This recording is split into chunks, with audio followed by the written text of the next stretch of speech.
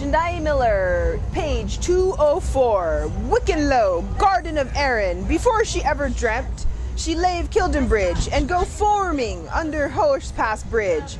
With the great southwestern wind storming her traces, the millland grain wastes a search for her track. To wend her ways by band, Rebecca, or worse, to spin, to grind, to swab, to thrash, for all her golden lifery, in the barley fields and penny lots of the Humphrey Fordlehurst town, and lie for landleaper, welling store her, alas, the Lagos of girly days, for the drove of Dunas. Wazut, Izod, are you the Sarthair of Sur?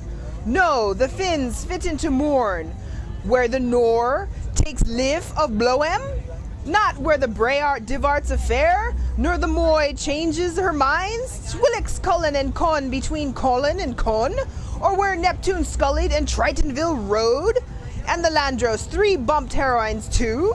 Never, never, nen, nos, noni. Then whereabouts in Au and Oveka? Was it yist or whist with Lucan or Yukon? Or where the hand of the man has never set foot? Tell me, oh, tell me where, the very first time. I will if you listen.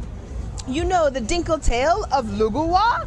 Well, once there dwelt a local hermite, Michael Arlo, and his reverend name, with a many sigh, I aspered his lavribs. One Versenberg and Juno July, oh so sweet, oh so cool, and so limber looked, Knots and Nixie, Lanon and Elal Scoot, in the silence of the sycamores, all listening, the kindling curves, you simply can't not stop feeling. He plundered both of his newly anointed hands, the core of the goulash, in her singmafar saffron trumas of her hair, parting them and soothing in mingling it. It was the deep dark and the ample, like this red bog at sundown. By that veil, Vauclose, Ladach, the Renboch, Harvenash, wronged and wronged her, a frothing dizzy gabs, her enameled eyes undergoading him with the verge of Vietlan. Wish, a wish? Why a wish? Marvo, Letty lyrics, laughing light, throw those laurels upon her depaf, Tessong, Petroc, Mas. But with the magic Wavas, the Elfon anon meshes, and Simba, the slayer of Olga, he slewed. He cuddled, not help himself, thrust that hot on him, he had forgot the monk in the man, rubbing her up and so, smoothing her down, he based his lips in a smiling mood. A kiss, after Kikush, as he warned her to niver, to Navar, Anna Prohogs, of freckled forehead. While you parse Sersha, she held her sof, but in roost 2 feet higher, and her arms estutumation, and steep so stilt ever since, that was kissu healing, with banter o balm. Oh, was the bold priest? And wasn't she the naughty Livy? Natik Nama, now her Navan, 2 lads in the Sosush breeches, went through before that, barefoot burn, willayed murd, Luna Lequila, noblesse plix. Before she had a hint of hair on her fanny to hide, or her bosom to tempt. A Birch Condolier, not to mention the Belgic porterhouse of Barge. And air that a Lead, oh unready, too faint to buoy the fairiest rider, too frail to flirt the cygnet's plume, she licked by a hound, Sherpa, Shurette, while powing her pea, pure and simple on the spur of the hill at Old Kapoor. While bird song and sheer time, but first, worst of all, the Wiggly Lively.